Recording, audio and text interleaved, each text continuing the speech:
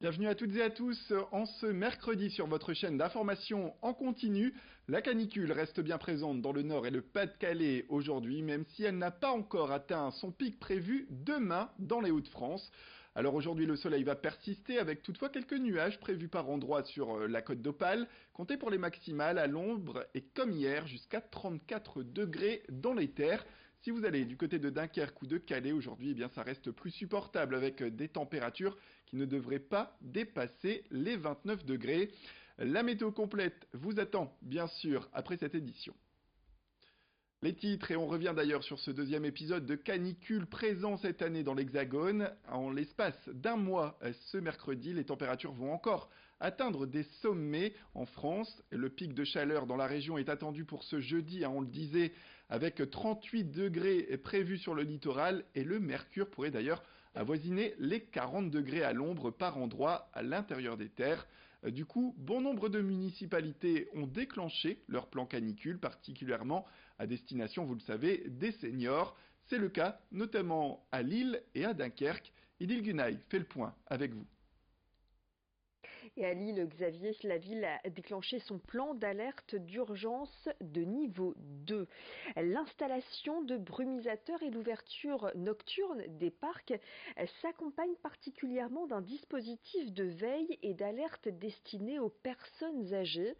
Lorsqu'une alerte canicule est déclenchée par la préfecture, eh bien ce dispositif consiste à prendre contact avec les personnes inscrites sur le registre de veille du plan d'alerte et d'urgence.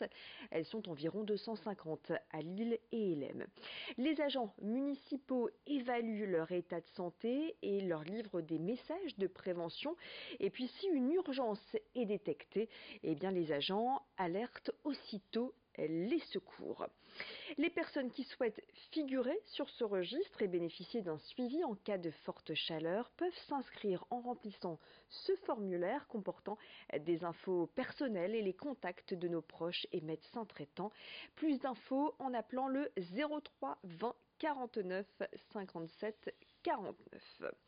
À Dunkerque, là aussi, la municipalité a mis en place un registre pour les personnes âgées, isolées ou handicapées. Le centre communal d'action sociale, le CCAS de Dunkerque et le centre d'action sociale de Fort-Mardic ont instauré une plateforme téléphonique de solidarité. Elle est valable jusqu'au 31 août, du lundi au vendredi, de 9h à midi et de 14h à 17h. Le numéro, c'est le 03 28 58 93 88.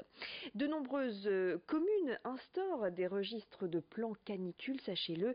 N'hésitez pas à vous renseigner auprès de votre mairie. Et puis n'oubliez pas qu'un seul conseil reste avant tout primordial en cas de forte chaleur, prendre régulièrement des nouvelles de vos proches.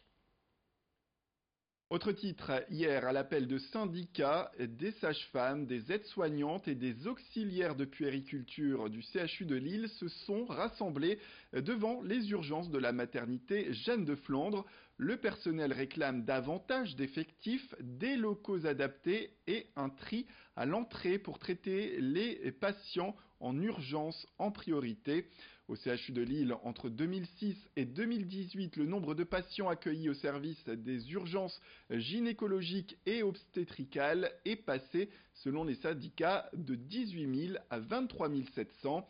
Sur cette même période, le nombre de naissances est quant à lui passé de 4 700 à quelques 5 700. Les sages-femmes réclament donc des moyens proportionnels à l'augmentation de l'activité. Des discussions ont été entamées avec la direction et dès le mois de septembre, un groupe de travail sera mis en place pour déterminer les évolutions à apporter à partir de la fin octobre. Idil Gunay est allé rencontrer ces professionnels mobilisés. On réclame pour ce qui est des urgences gynéco-obstétricales, une personne en plus 24 heures sur 24 pour faire le tri des entrées, pour pouvoir graduer l'urgence et nous orienter sur les patientes à voir en priorité. Et en salle de naissance, on demande une sage-femme en plus 24 heures sur 24 et une auxiliaire de puériculture en plus 24 heures sur 24 également.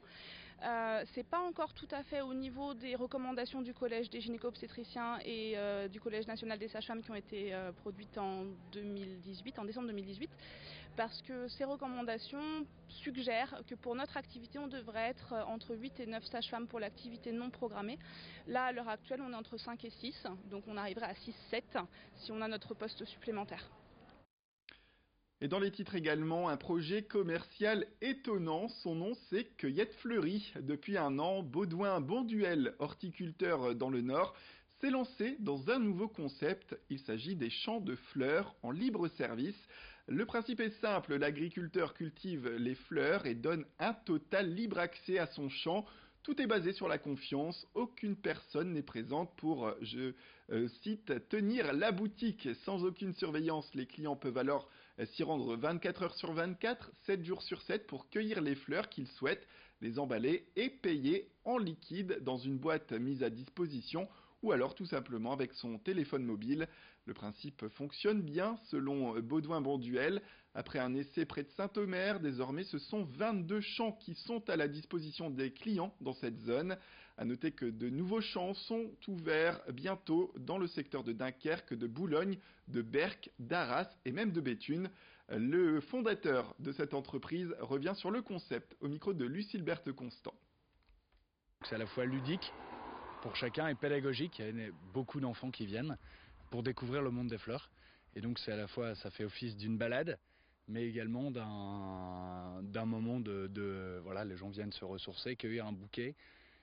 On leur donne la possibilité de concevoir eux-mêmes leur bouquet. Donc le consommateur arrive, rentre sur le champ, il y a un parking qui est matérialisé derrière moi. Il regarde le panneau, glaïeul, dahlia, tournesol, il prend un couteau et il va dans le champ faire lui-même sa cueillette. Et en sortant du champ, en fonction des prix qui sont affichés sur le panneau, donc par exemple 70 centimes la tige de glaïeul ou 17 tiges pour 10 €, il règle directement dans l'urne ce qu'il a pris. Donc il y a deux moyens de paiement, à la fois la monnaie, les chèques, mais également un paiement via PayPal.